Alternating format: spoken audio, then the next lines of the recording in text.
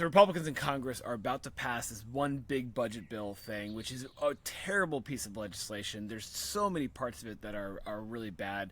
We'll go into it in a later time. But one thing I want to cover right now is about student loans. So I have an MBA. I went to grad school years ago, and I had a problem when I wanted to go to grad school, which is that I didn't have any money. And so I basically took a big risk. I borrowed a lot of money to go to grad school, get my MBA, and I worked for years to repay those loans, and I'm glad I did.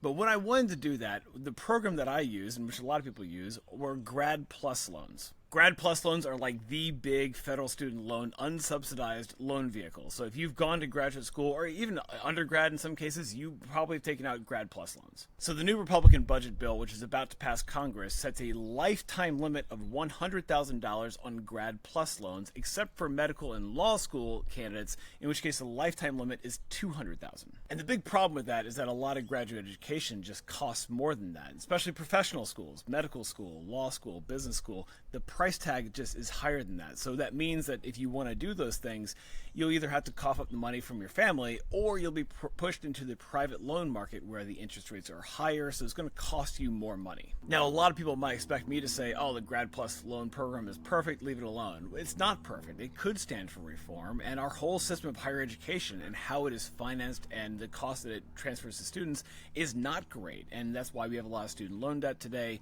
But the way they're doing this today, setting just blanket caps on what they're going to give students, means that only people who are going to be able to do these things are going to be the ones with access to wealth and not less advantaged people. You know, I didn't really want to go to grad school. I just recognized that to get ahead in our economy, in my career, I needed a graduate degree. And I resented that system. I think a lot of people do. It's bullshit. We don't like that at all. But the reality is that is kind of the system we have. And this kind of fix isn't going to do anything to change that system. It's just going to tilt the system even further in favor of people who have wealth already. So anyway, I'm glad I'm not going to grad school today. And if I were, at least I'd know who to blame.